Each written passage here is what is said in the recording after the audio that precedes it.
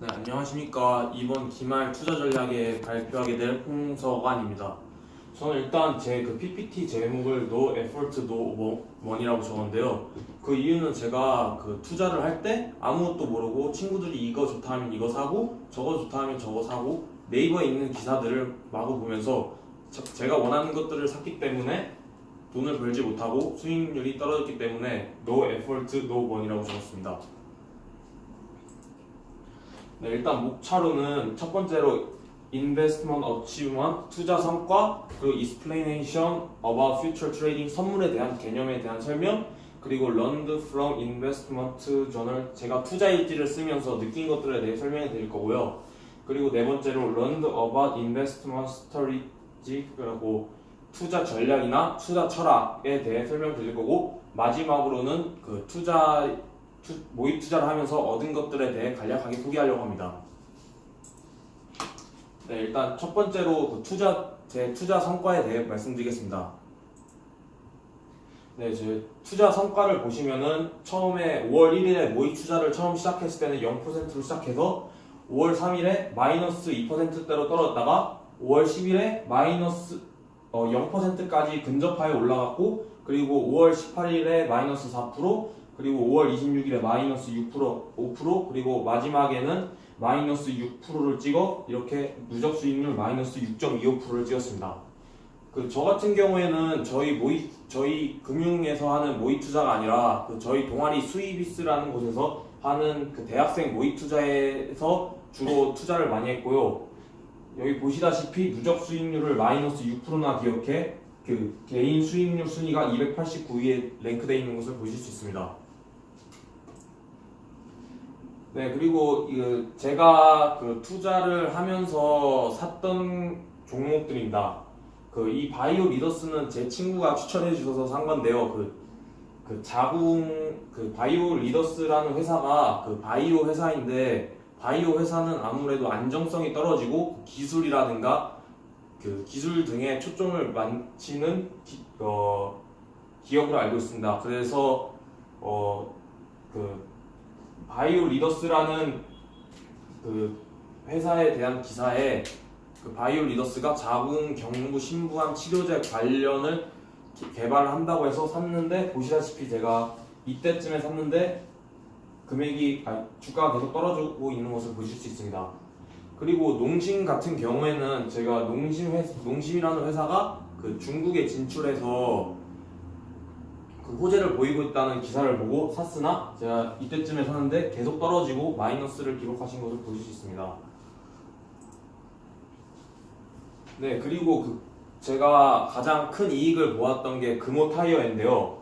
금호타이어 기사를 일부 읽어드리겠습니다. 금호타이어가 해외 매각의 길을 밟게 됩니다.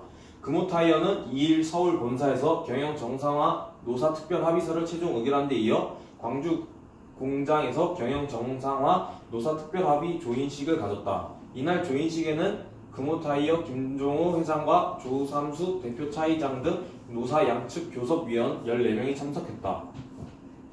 이번 노사 합의안에서는 더블스타 자본 유치 수용, 그리고 독립 경영 및 노동 3층계 노동조합 단체협약 고용 보장, 국내 공장 설비 투자 등 해외 자본 유치, 그리고 상여금 일부 반납, 그리고 2016년 기본급 1% 인상 및 2019년까지 임금 동결, 그리고 광주 곡성 공장 생산성 4.5% 향상, 그리고 복리 후생 항목 일부 중단 등이 포함됐다고 합니다. 이 기사가 뜨기 전에 금호타이어가 노조들이 파업을 하여 이렇게 주가가 떨어져 있는 모습을 보일 수 있었는데요. 주가가 떨어지게 되면은 기업이 파산하게 되면은 주가가 물거품이 돼 주가가 떨어져 있는 모습을 보실 수 있습니다. 하지만 그때 금호타이어가 더블스타에 매각이 된 후 이렇게 거의 3배 가까이 올라 제가 이때쯤에 샀는데 거의 2배 가량의 수익률을 보았습니다. 네, 그리고 그리고 이번 차트는 선물이랑 옵션에 대한 간략한 설명을 해드리겠습니다. 네, 일단 선물의 개념을 잘 설명하기 위해 영상 하나를 준비했는데요. 영상을 보시겠습니다.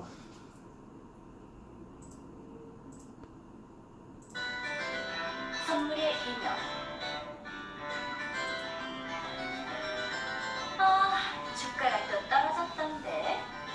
말이지. 지난달에 주식 많이 사지 않았어? 지금이라도 파다 그랬다. 엄청 소리받는데. 앞으로 더 떨어지면 어떡해. 한대리는 이번 장에 돈좀 벌다며? 대체 어떻게 할까? 선물을 매도해서 이익 좀 봤지. 누구한테 선물을? 갑자기 뭔 소리야? 아유, 이 바보. 그 선물 말고 선물 거래 말이야.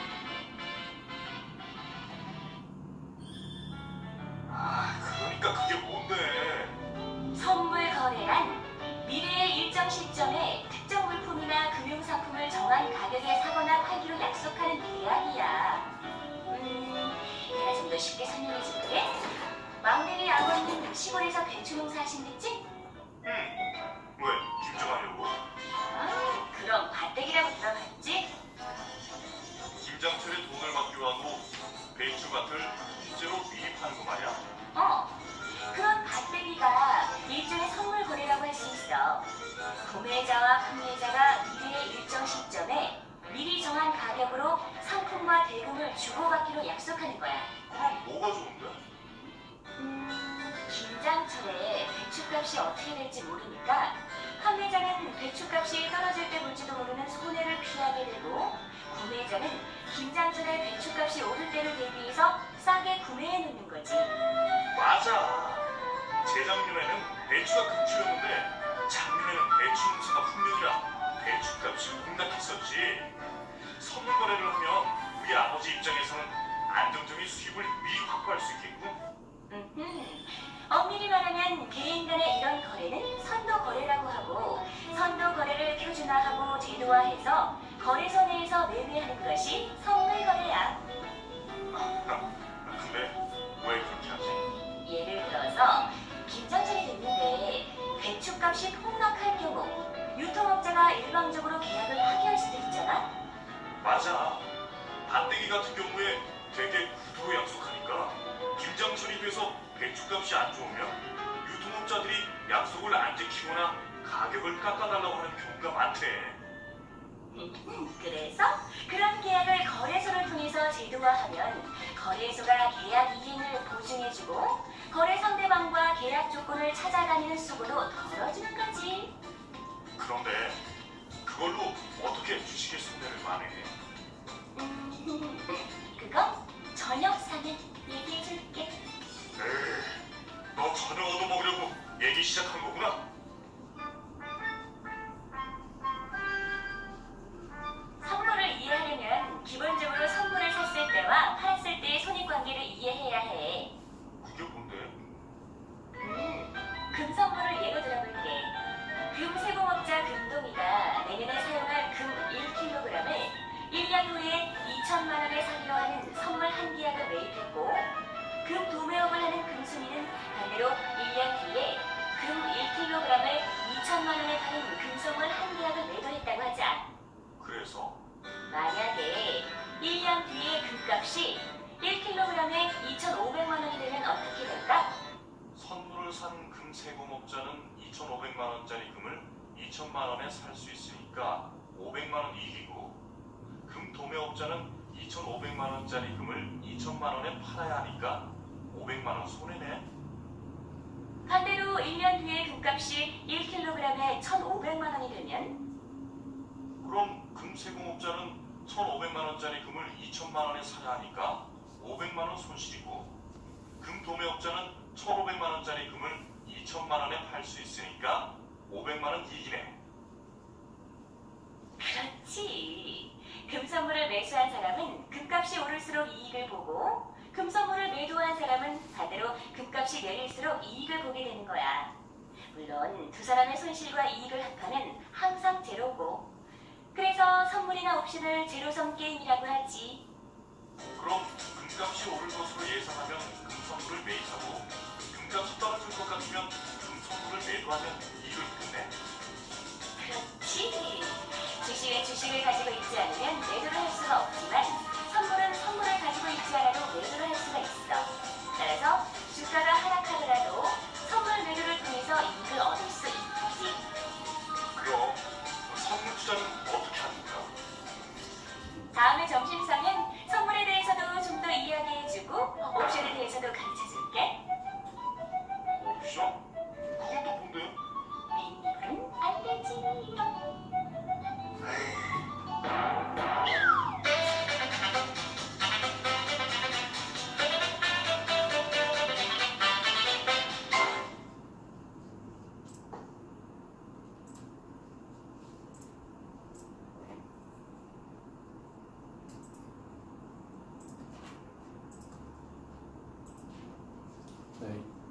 선물 개념에 대해 알아보았는데요. 네, 그래서 간단히 선물에 대한 정의를 요약하자면은 선물이란 현재 시점에서 결정한 코스피 200 가격으로 미래 시점의 코스피 200을 사거나 팔아야 하는 계약을 말합니다.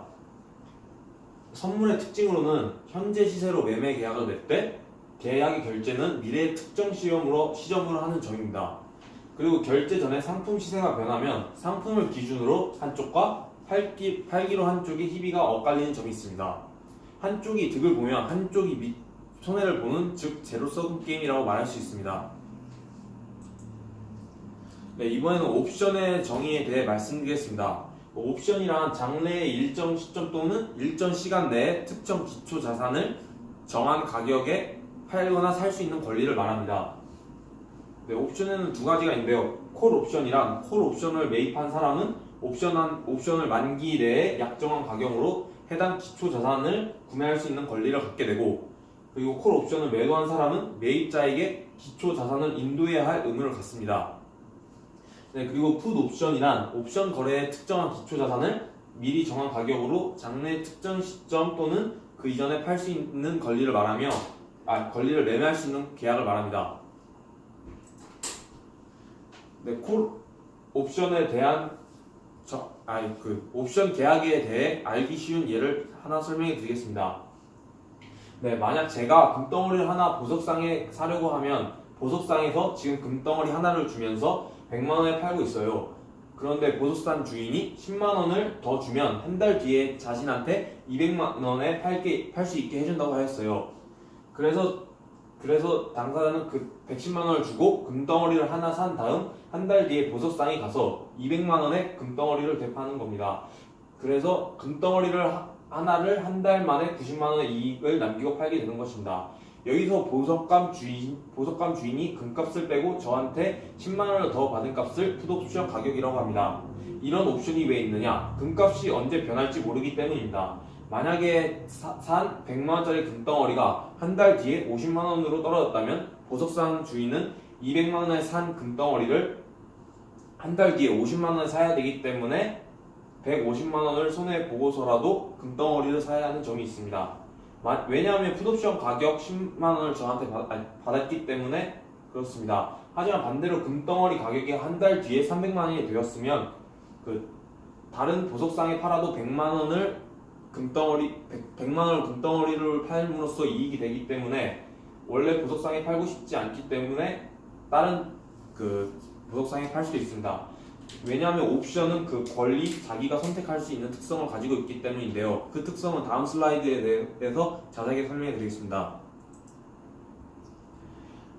네, 옵션과 선물에 대한 큰 차이점은 선물 계약은 매입 측과 매도 측 쌍방이 모두 계약 이행에 의무를 지게 됩니다. 하지만 방금 말씀드렸다시피 옵션 계약 같은 경우에는 계약 당사자 중에 일방이 자신한테 유리하다 라고 생각하면 계획을 이행하고, 그렇지 않으면 계획을 이행하지 않을 수 있는 권리가 있습니다.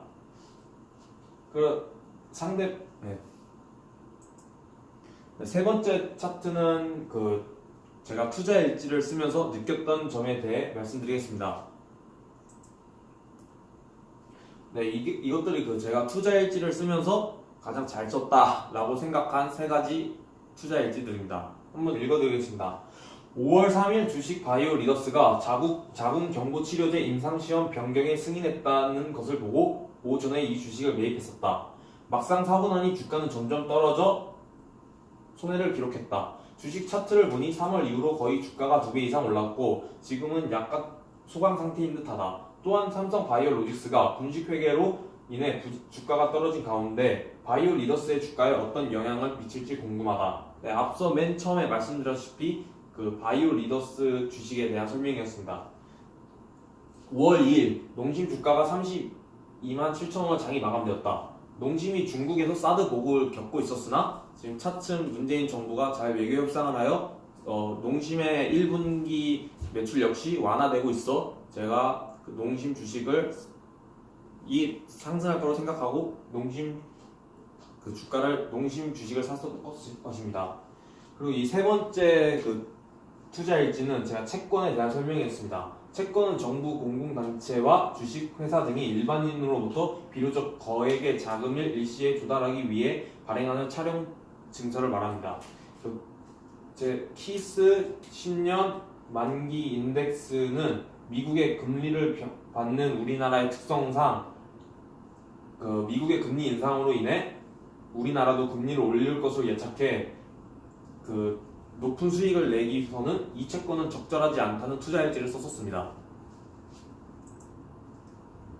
네, 그리고 제가 투자일지를 쓰면서 느꼈던 점이 저만의 손절선을 정하자. 왜냐하면 제가 투자하면 아무래도 저는 개인이기 때문에 제가 느끼기에는 이건 오를 것 같다, 이건 떨어질 것 같다 라고 생각을 하기 때문에 제가 주식 가격이 떨어져도 이건 언젠가 오르겠지, 이건 언젠가 오르겠지 이러한 마음으로 계속 떨어지다가 큰 값으로 손해를 보는 경우가 많기 때문에 저는 다음에 주식 투자를 하게 되면은 저만의 손절성을 정하고 주식 투자를 할 계획입니다. 그리고 두 번째로는 주식을 투자할 때 그 회사에 대해 잘 알아보고 구입하기입니다. 저 같은 경우에는 뉴스 공시를 보고 그냥 이 주식에 사람들이 몰릴 것 같다 그러면은 그 주식을 샀었는데 정재만 교수님이 제 투자일지 댓글에 쓰신 것처럼 FN 가이드나 네이버 증권사에 있는 보고서들을 봐서 이 회사가 어떠한 호재를 가지고 있으며 PER은 어떤지 PBR은 어떤지 이런 거를 꼼꼼히 분석하여 이 주가가 얼마만큼 오를 것이다 라는 것을 생각하여 다음부터 투자할 계획입니다. 그리고 주식 투자 앱에 자주 접속하는 것입니다. 네, 저희 동기들 중에서도 주식 투자를 잘하는 사람들이 많은데요.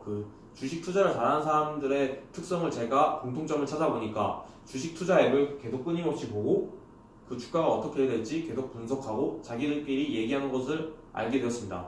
저 역시도 다음에 모의 투자를 하게 되면은 이러한 주식 잘하는 학생들의 공통점을 따라 주식 투자를 할 계획입니다. 네, 이게 아까 말씀드렸던 FN 가이드나 네이버 금융에 들어가 애널리스트 보고서를 찾아보는 것입니다. 제가 CJ 보고서, CJ 애널리스트 보고서랑 갖고 왔는데요. 여기 이 애널리스트는 매수를 선택하였습니다. 목표 주가가 189,000원이고 그리고 현재 주가가 66,000원이라 약 34% 오를 것이라고 예상했습니다.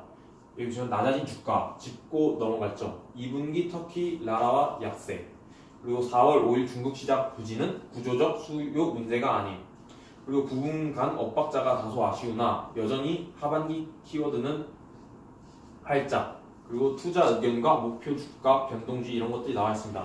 이 애널리스트 역시 저처럼 주가가 오를 것이라고 예상했으나 하지만 이 애널리스트를 보고서를 작성하신 이후 주가가 떨어졌습니다. 그러니까 이 애널리스트 보고서도 무조건 신봉할 수 없다는 것을 이 애널리스트 보고서를 보고 알게 됐습니다. 네, 이거는 제가 주식 PPT를 만들면서 주식 입문자 투자 방법에 대한 영상인데요. 이건 동기들한테도 도움이 될 것 같아서 잠시 시청해보고 다음 슬라이드를 말씀드리겠습니다.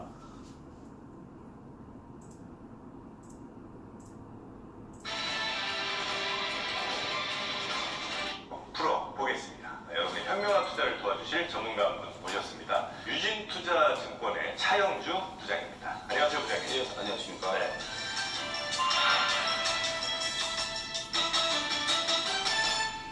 부장님은 참 질문들 많이 받으시죠? 그렇습니다. 예, 어떤 질문들이 제일 많습니까? 백장에 있다 보면 다양한 질문들이 네. 오는데 가장 큰 질문 중에 하나는 어떤 주식을 사야 될 것인가, 그런 질문들이 가장 좀 많은 네. 질문 중에 하나라고 말씀드릴 수 있겠습니다. 그 질문은 뭐라고 대답하세요? 그래서 가장 좀 어려운 질문 중에 하나인데요. 네. 일단 주식 때문에 우는 분들이 주위에 많이 계시거든요. 그런 분들한테 이렇게 쓰는 말 중에 하나가 달리는 말에 올라타라, 그런 경우가 있죠. 네. 이러한 것들을 한 번쯤 들어보셨을 텐데요. 그러나 달리는 말에 무조건 타면은 안 된다라고 생각을 합니다. 그 말을 잘 다룰 수 있어야 된다는 거죠. 달리는 말에 올라탄다는 것은 추종 매매의 일종입니다. 대부분의 주식을 투자하시는 분들은 주위에서 많은 분들이 돈을 벌었을 때 나도 한번 주식을 해볼까? 네. 그렇다면 어떤 주식을 사야 되는가? 이런 것들을 저희들한테 질문들을 많이 하시는 것들이죠. 네. 따라서 그러한 매매를 하게 된다면 손실을 많이 볼 수밖에 없고요. 네. 따라서 이러한 매매는 좀 피하셔야 되지 않을까, 이렇게 말씀드릴 수 있겠습니다. 여러 분석들이 아마 주식시장에 있는 것 같아요. 근데 크게 보자면 기술적 분석, 또 기본적 분석 이런 것들이 좀 있지 않을까 싶은데 그 두 가지는 일단 뭐고 어떻게 하는 것이 좋은지 좀 설명 좀 해주시죠. 기본적 분석이라 하면 가치에 기반을 둔 장기적인 개념이고요. 기술적 분석이라고 하면 단기에 기반을 둔 테크니컬한 그런 개념이다라고 말씀드릴 수 있겠습니다. 네. 이러한 차이점들이 있는데요. 어느 것이 우월하다라고 먼저 말씀드릴 수는 없습니다. 단지 중요한 것은 기술적 분석에 의해서 주식을 샀는데 주가가 안 움직인다고 해서 기본적 분석을 해서 장기 투자를 하는 그러한 면을 경계해야 되지 않을까 이렇게 말씀드릴 수 있겠습니다. 보통 이제 우리가 그 주식 투자하는 사람들한테 좀 물어보면 장기 투자해라, 뭐 단기 투자는 반드시 실패한다 이런 얘기 많이 하거든요. 이 말은 맞는 말입니까? 보통 장기 투자라고 한다면 시간에 대한 개념으로 많이 접근들 하십니다. 하지만 보통 저희가 장기 투자라고 얘기하는 이유 중에 하나는 주가가 기업의 가치를 반영하지 못했을 때 주식을 사서 기업의 주가를 시장의 가격이 받쳐줬을 때 그때 이제 매도하는 방식이 장기 투자의 개념입니다. 네. 따라서 장기적으로 주식을 샀지만 만약에 주가가 급등함으로써 일주일 만에 주식을 팔 수도 있게 되는 것이고요.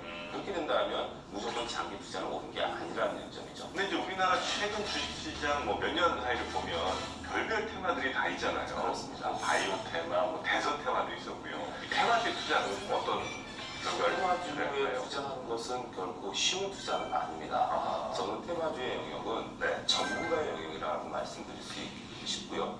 따라서 일반 개인 투자자들이 주식을 잘 모를 때 단기적으로 주식을 투자하겠다라고 들어오시는 것은 상당히 경계해야 되는 부분들이다 이렇게 말씀드릴 수 있겠고요. 네. 테마라는 게 뭐죠? 처음에 네.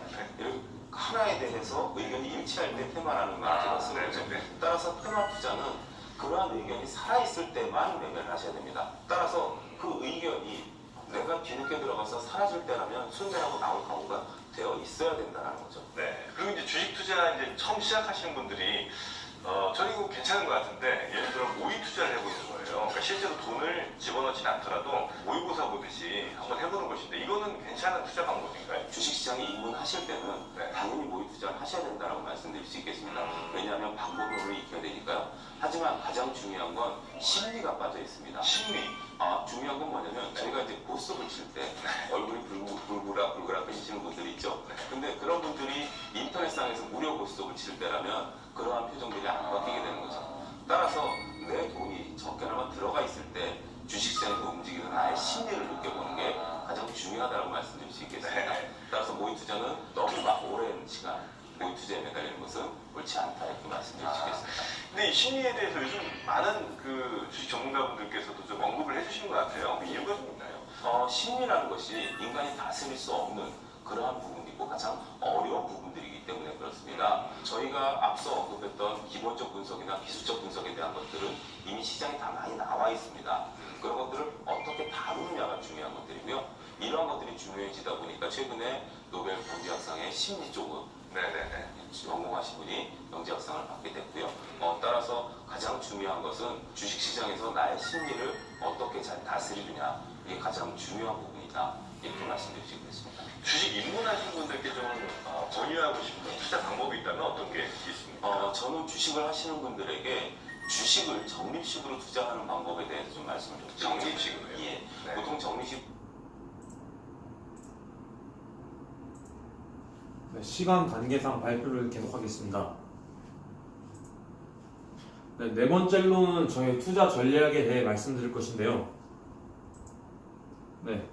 제가 그 주식 투자자들 워렌 버핏 그리고 이 필립 피셔 등등 많은 경제학자들을 보면서 저의 가치관과 맞는 그 경제학자를 찾아보았는데 이 필립 피셔라는 경제학자가 저의 관점에 가장 잘 맞는다고 생각하여 이 필립 피셔에 대해 좀 더 자세하게 말씀드리려고 합니다. 필립 피셔가 말한 것을 간단히 요약하자면은 필립 피셔는 간단하게 계란을 한 방울기에 담지 말라라는 유명한 명언을 남기신 분으로 분산 투자보다는 집중 투자 그리고 단기 투자보다는 장기 투자 그리고 가장 유명한 질문이 경쟁 입사 아직 하지 않고 있다면 당신 회사에서만 하는 것이 무엇입니까? 라는 말을 남겼습니다. 필립 피셔가 회사를 선택할 때 15가지의 조언을 했는데요. 그것을 일부 말씀드릴까 합니다. 첫 번째로 적어도 향후 몇 년간 매출액이 상당히 늘어날 수 있는 충분한 시장 잠재력을 가진 제품이나 서비스를 갖고 있는가. 그리고 두 번째로는 최고 경영진은 현재 매력적인 성장 잠재력을 가진 제품 생산 라인이 더 이상 확대되기 어려워졌을 때에도 회사의 전체 매출액을 추가로 늘릴 수 있는 신제품이나 신기술을 개발하고자 하는 결의를 갖고 있는가?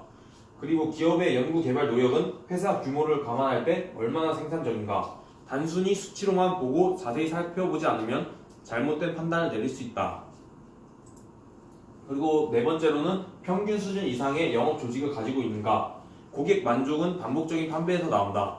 그리고 다섯 번째로는 영업이익률은 충분히 거둘 수 있는가? 진짜 장기적인 투자 수익은 절대 한계 투자 기업에 투자해서는 얻어질 수 없는다고 있는다. 그리고 여섯 번째로는 영업이익 개선을 위해 무엇을 하고 있는가? 오히려 주식을 알게 되는 기업 정보에 대해 좌우된다. 그리고 일곱 번째로 돋보이는 노사 관계를 갖고 있는가? 앞서 말씀드렸다시피 금호타이어는 노사 관계의 악화로 인해 그 노동자 측에서 그 회사에서 일하는 것을 중단하고 시위하는 것으로 인해 시위하는 것을 보실 수 있었습니다. 그리고 여덟 번째로는 임원들 간의 훌륭한 관계가 유지되고 있는가? 그리고 두터운 기업 경영진을 갖고 있는가? 그리고 열 번째로는 원가 분석과 회계 관리 능력은 얼마나 우수한가? 그리고 해당 업종에서 아주 특별한 의미를 지니는 별도의 사업 부분을 갖고 있으며 이는 경쟁업체에 비해 얼마나 뛰어난 기업인가를 알려주는 중요한 단서를 제공한가? 그리고 이익을 바라보는 시각이 단기적인가 아니면 장기적인가? 그리고 성장에 필요한 자금 조달을 위해 가까운 장래에 증자를 할 계획이 있으며 이로 인해 현재의 주주가 누리는 이익이 상당 부분 희석될 가능성은 없는가? 그리고 경영진은 모든 것이 순조로울 때는 투자자들과 자유롭게 대화하지만 문제가 발생하거나 실망스러운 일이 벌어졌을 때 입을 꾹 다물어 버리지 않는가? 그리고 마지막으로 의문의 여지가 없을 정도로 진실한 최고 경영진을 갖고 있는가입니다. 네, 그리고 마지막으로는 제가 주식 투자, 모의 투자를 하면서 얻은 점에 대해 말씀드리겠습니다. 일단 주식에 대한 기본적인 용어를 습득해야 했습니다. PER이던가 PBR, EPS 이런 것들에 대해 정확한 정의와 이게 어떨 때 쓰이는 건지 잘 알게 되었습니다. 그리고 주식 차트를 보는 법에 대해 알게 되었습니다. 주식 차트는 양봉, 제가 생각나는 게 양봉인데요. 양봉이라는 게 그 오늘 거래 시작한 금액보다 현재 가격이 높을 경우 양봉으로 표시된다고 합니다. 상한가는 오늘 기준으로 가장 높게 형성된 가격을 말하고 하한가는 가장 낮게 된 가격을 말하고 그 하루 동안은 최대 30% 그리고 최대 30% 떨어지는 것을 보실 수 있습니다. 그래서 그 주가가 아까 금호타이어 주가를 보실 수 있었을 텐데요. 그 주가가 그 5월 20 며칠 날 이렇게 돼 있다가 그 다음날 바로 그 30%가 뛰어 이렇게 되신 것을 이렇게 아예 위에서부터 시작된 것을 차트에서 볼 수 있습니다. 네, 그리고 피셔가 투자하지 말아야 할 것 전략을 5가지 설명해 주셨는데요. 일단 첫 번째로 선전하는 기업의 주식을 매수하지 말라.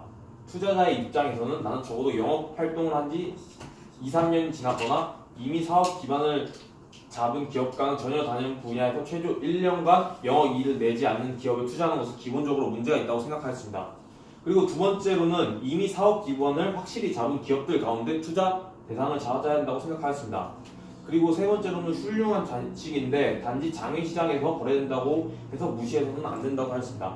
최상위 소득 계층과 최하위 소득 계층은 해마다 그 숫자가 줄어들고 있습니다. 반면 중산층의 숫자는 매년 늘어나고 있다.